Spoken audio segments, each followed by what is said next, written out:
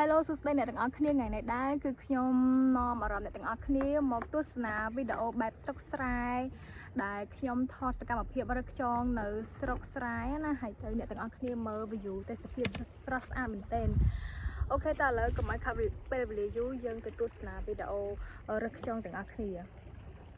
សួស្តីអ្នកទាំងអស់គ្នាថ្ងៃនេះគឺខ្ញុំមករឹកខ្យងអូយខ្យងណាអីអូខ្យង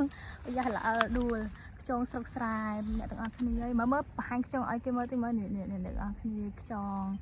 តែឥឡូវដាក់ធំណាតែឥឡូវខ្ញុំនាំគ្នាធ្វើការដើររើសខ្យងទៀតហើយជីវិតជាអ្នកស្រុកស្រែមានធ្វើអីតែពុកម៉ែបងប្អូនទាំងអស់គ្នាហើយគឺមានតែដើររើសខ្យងណាហើយនេះគឺជា view ពេលល្ងាចតែសភាពពេលល្ងាចគឺថាស្រស់ស្អាតមែនទែនប៉ុន្តែវារាំងងឹតតិចហើយដោយសារតែវាម៉ោង5ហើយអ្នកទាំងអស់គ្នាអញ្ចឹងខ្ញុំអត់សូវហ៊ានចុះទៅនៅក្នុងស្រែទេតែខ្ញុំខ្លាចខូចនេះណាខូចសំណាប់គេនេះរើសនៅក្នុងស្រែគេខ្លាចគេថាឲ្យដែរប៉ុន្តែខ្ញុំចង់ចុះឥឡូវធ្វើការចុះទាំងអស់គ្នាអូយទឹករៀងជ្រៅដែរហ្នឹងណាខ្ញុំខ្លាចឆ្លើងដែរពុកម៉ែបងប្អូនទាំងអស់គ្នានេះគឺជាវីដេអូពេលល្ងាចថតតែមានថ្ងៃទេលិចបាត់ហើយថ្ងៃហើយនាំពុកម៉ែបងប្អូនមករើខ្យងអីទៅដូចជាអត់មានឃើញខ្យងសោះនៅកន្លែងនេះនៅស្រែនេះណាដែលមានឃើញខ្យងទេនេះតែមួយនឹងចាងមកទៅតាក់វាច្រើនពេកអញ្ចឹងទៅបាក់រយទៅវិញសិនខ្ញុំខ្លាចឆ្លើងដែរហ្នឹងណាយោទៅមើលស្រែមួយទៀតមើលនេះពុកម៉ែបងប្អូនទាំងអស់គ្នាស្អាតអត់អានេះគឺបន្លាយគេស្រែគេនៅជិតបន្លាយហ្នឹងណាមិនបានមួយដែរខ្យងរើសបានមួយហ្នឹងឥឡូវខ្ញុំធ្វើការដើរថតតាមស្រែគេមួយទៀតមើលកញ្ញាដកសៅម៉ូតូផងអើយនេះអានេះអ្នកកាន់ឈើណាកាត់មករកចងនេះគឺជាទេសភាពស្អាតអស់ពុកម៉ែបងប្អូនទាំងអស់គ្នាអូយស្អាតមែនទែនមកហើយខ្ញុំចេញពីធ្វើការវិញគឺខ្ញុំឆ្លៀតមករកចងឲ្យពុកម៉ែបងប្អូនមើលអានោះគេមកហើយស្មៅនេះអត់តន់លឿងកែបយំទេលឺសត្វយំចាប់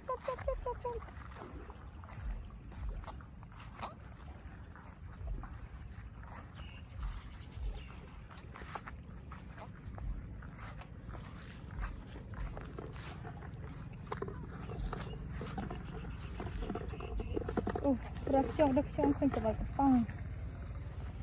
ហើយមកទៅជីបតោទៅផ្ទះគេផ្ទះគេនៅតាមនឹងពុកម៉ែបងប្អូនទាំងអស់គ្នាក៏តាមនឹងស្រែនឹងនៅជិតផ្ទះបងប្អូនប្រជាពលរដ្ឋយើងដែរអូយនៅនេះអត់មានខ្យងទេពុកម៉ែបងប្អូនដូចជាខ្សត់ដល់ហើយខ្យងអត់មានសោះហ្មងពុកម៉ែបងប្អូនបានពីក្របហ្នឹងពុកម៉ែបងប្អូននេះអ្នកទេសភាពស្អាតមែនតើនេះប្អូនខ្ញុំមកជាមួយខ្ញុំហើយទៅអូយមកទេសភាពឃើញហើយគឺថាឮសំឡេងសត្វយំចេបហើយអមជាមួយនឹងវាលស្រែខៀវស្រងាត់ហើយនៅសត្វហាពុកម៉ែបងប្អូនទាំងអស់គ្នាឃើញហ៎ស្អាតដែរដោយសារតែទូរស័ព្ទខ្ញុំមិនមែនជាកាមេរ៉ាថ្លៃអញ្ចឹងថតអត់សូវ focus ពលឺប្រហែលទេវាអត់សូវស្អាតទេ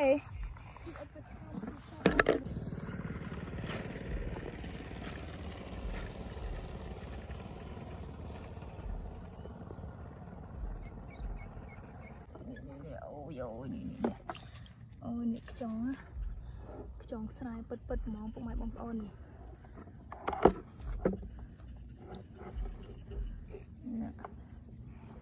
អត់សូវច្បាស់អញ្ចឹង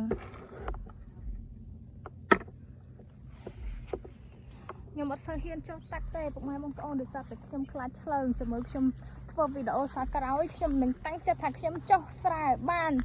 ហើយខ្ញុំនឹងចាប់សត្វឆ្លងឲ្យពុកម៉ែបងប្អូនទស្សនាមើលថាខ្ញុំក្លាហានប៉ុណ្ណាពុកម៉ែបងប្អូនអើយតែឥឡូវតាន់ក្លាហានទេខ្ញុំខ្លាចឆ្លងខ្លាំងណាស់ ជិតខ្លាចឆ្លងពិតតែម្ដងមួយជីវិតខ្ញុំនេះខ្លាចឆ្លៃហើយហើយនឹងខ្លាចសត្វឆ្កែ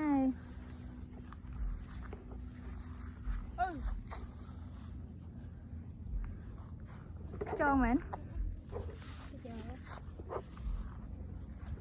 អត់មានទេថ្ងៃនេះអត់មានអីញ៉ាំហើយថ្ងៃនេះអូយដួលផងអីផងដើម្បីរកខ្យងអូយបាក់ជើងអត់មានសោះហ្មងខ្យង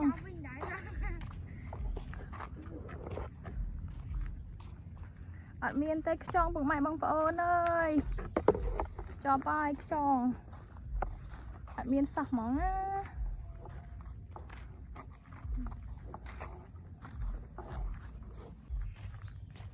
នេះថាមានថ្ងៃណាពុកម៉ែបងប្អូនទាំងអស់គ្នាថ្ងៃនេះពិតជាស្អាតមែនតើហ្មងនេះតែសុខភាព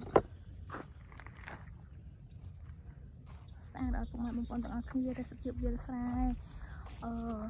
ខាងស្រុកស្រែរបស់ខ្ញុំហ្នឹងណាសុខភាពវាអញ្ចឹងខ្ញុំមិនសូវបានមកទេដោយសារតែ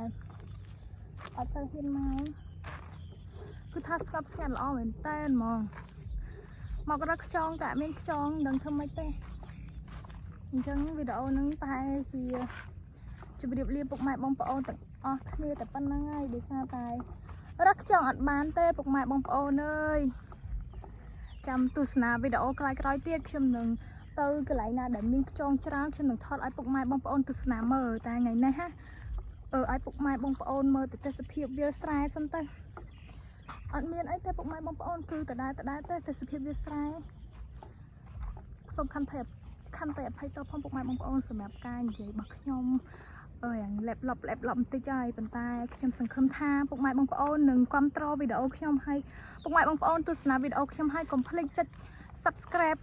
YouTube របស់ខ្ញុំម្នាក់មួយផងណាកុំភ្លេចជួយគាំទ្រខ្ញុំដើម្បីឲ្យខ្ញុំមានកម្លាំងចិត្តធ្វើវីដេអូជាបន្តទៀត